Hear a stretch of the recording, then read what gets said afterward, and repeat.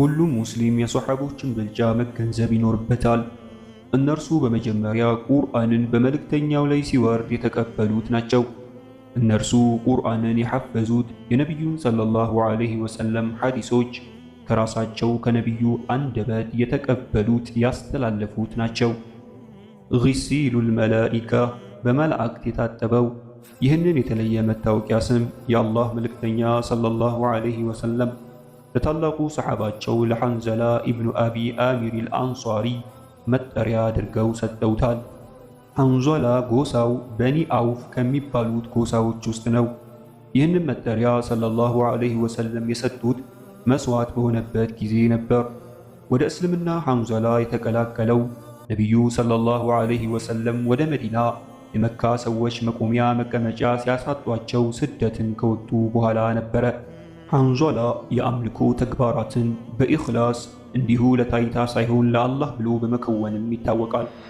በዚህ ቪዲዮ ላይ ከሐንዘላ ጋር እንተዋወቃለን። መላእክት ያጠቡት ሶሐባ ታሪክ ሐንዘለቱ ኢብኑ አቢ ማሊክ አልአንሷሪ። ሐንዘላ የሙናፊቆችን ሁሉ ቁንጮ የሚባለውን የዓብደላህ ኢብኑ ዑበይ ኢብኑ ሰሉል ልጅ የሆነችውን ጀሚላን ሊያገባት ባሰበ ጊዜ ወደ ነቢዩ ረሕማ ሰለላሁ ዐለይሂ ወሰለም ዘንድ በመምጣት እንዴት ነው ባገባት ይፈቀዳል ወይ ብሎ ጠየቃቸው።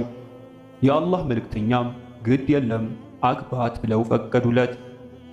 ታዲያ የሰርጉ ቀን በሆነ ጊዜ ጥቃት አለና በአላህ መንገድ ወጣችሁ ተጋደሉ፣ ጂሃድን አድርጉ የሚልን ተጣሪ ሲጣራ ሐንዘላ ሰማ። ወዲያውም ከነበረበት ቦታ ብድግ አለ። ይህ የክተት አዋጅ በሶሐቦችና በታቢዒዎች ሪድዋኑላሂ ዐለይሂም ዘንድ ትልቅ የሆነ ከተገኘም መስዋዕትነትን በማጎናጸፍ ጀነትን የሚያስገባ ከአላህ ጋር በክብር የሚያገናኝ ጥሪም ስለሆነ እንደ ጦርነት ሳይሆን የሚመለከቱት እንደ ትልቅ ዕድል ነው የሚመለከቱት። እንዲህ ያለው የክተት አጋጣሚ ሲመጣ በኢስላም ባይዋጉ የተፈቀደላቸው ተቀባይነት ያለው ምክንያት ያላቸው ሰዎችና በእምነት ላይ አስመሳይ የሆነ መናፍቅ እንጂ የሚቀር አልነበረም ነበር። ሐንዘላም ልብሱን ለበሰና ገላውን ሳይታጠብ ተጣጥፎ ወደ ውጪ ወጣ። የክተት ጥሪውም የእስልምናን ጠላቶች ለመጋፈጥ ወደ ጦር ቦታው ዝለቁ ኑ የሚል ነበር። የተወሰነው የሶሐባ ስብስብም ከአላህ መልእክተኛ ሰለላሁ ዐለይሂ ወሰለም ሰራዊት ጋር በመንገድ ተገናኘ። በውጊያው መሃል ታዲያ አቡ ሶፊያን ኢብኑ ሐርብን ሐንዘላ ይመለከተውና ሊገለው ወደ እርሱ አቀና። አቡ ሶፊያንም ወደ እኔ እንዳይጠጋ ግደሉት ብሎ ቁረይሾችን ድምፁን ከፍ በማድረግ አዘዘ።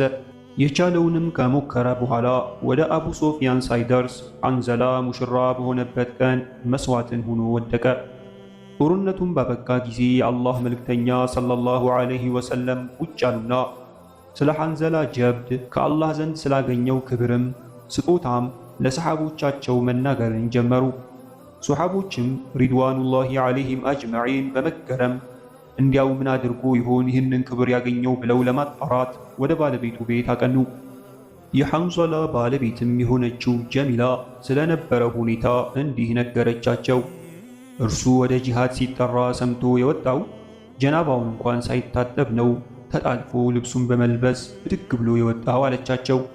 ነቢዩም ሰለላሁ ዐለይሂ ወሰለም የሐንዘላ ባልተቤት የሆነችው ጀሚላ የተናገረችውን ነገር ከሰሙ በኋላ ወደ ሰሓቦቻቸው ሪድዋኑላሂ ዐለይሂም አጅመዒን ፊታቸውን ዘወር አድርገው መላእክት ከብር በሆነ ዕቃ አድርገው በውሃ ገላውን ሲያጥቡት እንደተመለከቱ ለሰሓቦቻቸው ነገሯቸው። ሶሓቦችም ወደ ሐንዘላ ጀናዛ በሄዱ ጊዜ ራሱ ውሃን እያንጠባጠበ ተመለከቱት። ይህም የእውነተኛው መጽሐፍ ማንበብ የማይችለው በመለኮታዊ ግልጠተ መለኮት ለተማረው ነቢይ ንግግር ትክክለኛ እንደሆነ ማረጋገጫም ሆነ። ወሃዛ ወላሁ ተዓላ አዕላ ወአዕለም ወቢላሂ ተውፊቅ ወሰላሙ ዐለይኩም ወረሕመቱላሂ ወበረካቱሁ።